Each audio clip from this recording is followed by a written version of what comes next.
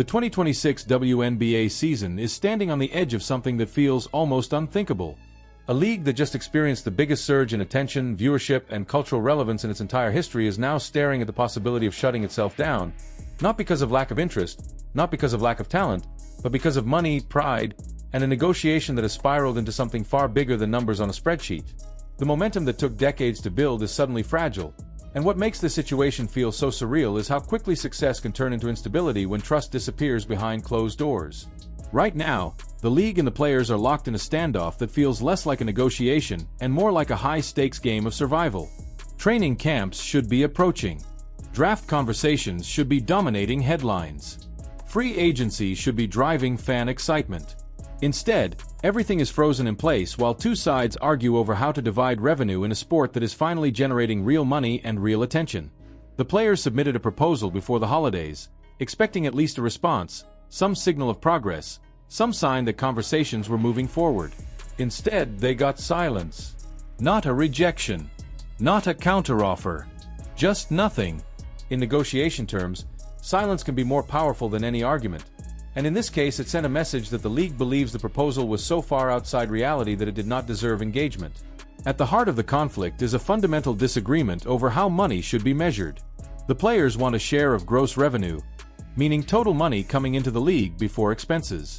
The league is offering a share of net revenue, which is what remains after operating costs are paid. On paper, 70% of net sounds generous, but when expenses are subtracted first, that number shrinks dramatically.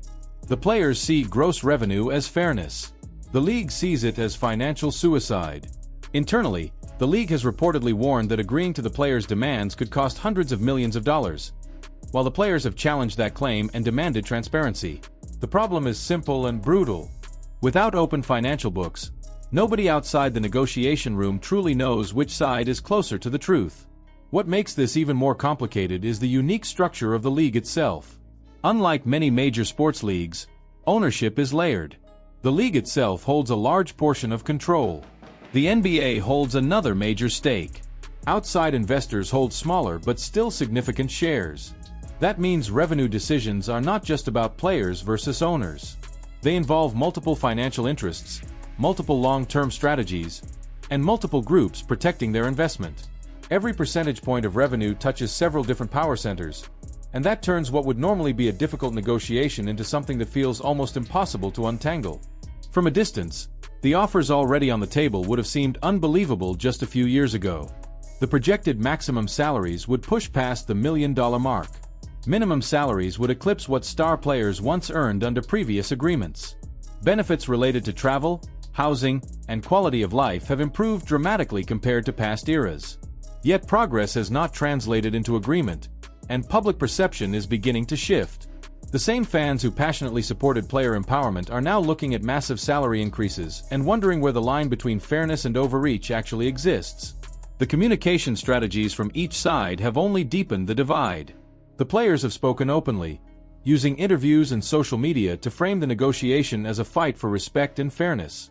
The league has largely stayed quiet, choosing controlled leaks and carefully worded statements.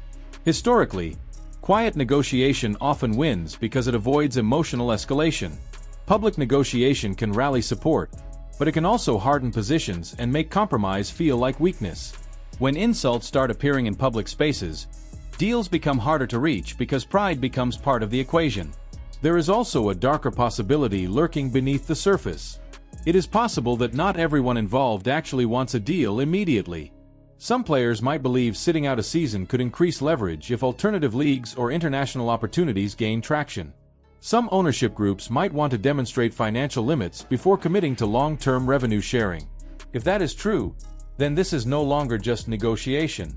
It becomes a strategic power play where both sides might accept short-term damage in pursuit of long-term control. The timing could not be worse.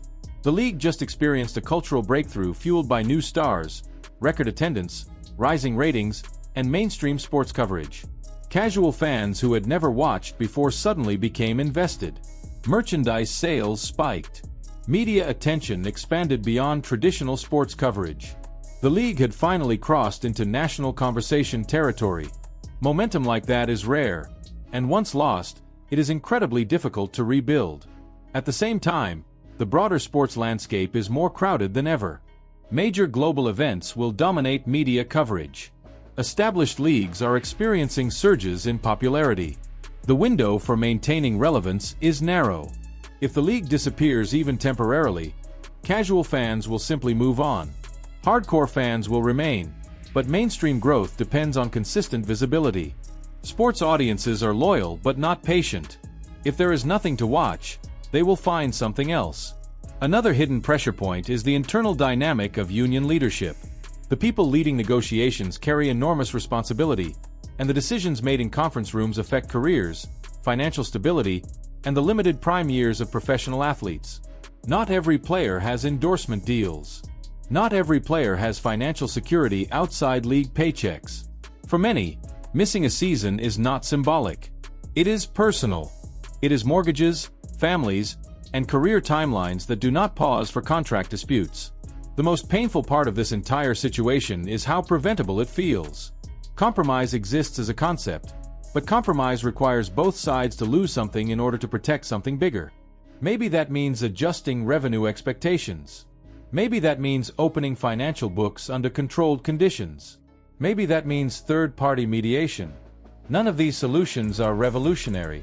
All of them require trust, and right now trust feels almost non-existent. Women's sports are experiencing a historic cultural moment. College viewership is breaking records. International competition is expanding. Investment is rising. The opportunity for permanent mainstream relevance has never been stronger. Losing a season now would not just hurt one league. It would send a signal that progress is fragile, that growth can collapse under internal conflict, and that momentum is not guaranteed even after breakthrough success. The clock is moving whether anyone is ready or not. Every missed practice is lost development. Every delayed contract is uncertainty for players. Every stalled negotiation risks sponsor confidence and media commitment. At some point, someone has to decide that survival matters more than winning an argument. The question is not who is right. The question is who is willing to bend first. Right now, the future of the season feels like it is hanging by a thread stretched across ego, money, and legacy. If cooler heads prevail, this could become a story about difficult negotiation leading to historic progress. If they do not, it could become a case study in how success can collapse under its own weight. If this breakdown kept you locked in, make sure to like the video, subscribe for more deep dives into the biggest stories shaping sports, and drop a comment sharing your take. Do you think the league and players will find common ground? Or are we really about to witness a season disappear at the worst possible time?